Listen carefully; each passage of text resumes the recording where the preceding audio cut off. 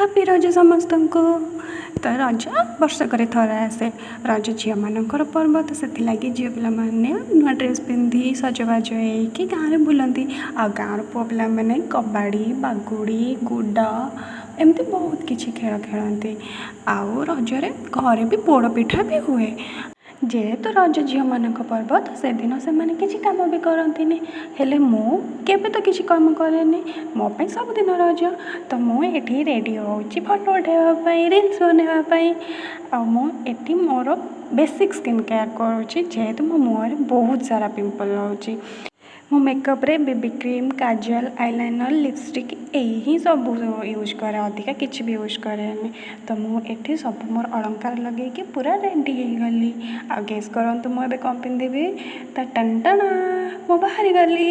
ଆଉ ଏଇଟା ହେଉଛି ମୋର Raja look. Thank you, bye bye, happy Raja ପୁଣି ଥରେ ଆପଣମାନଙ୍କୁ।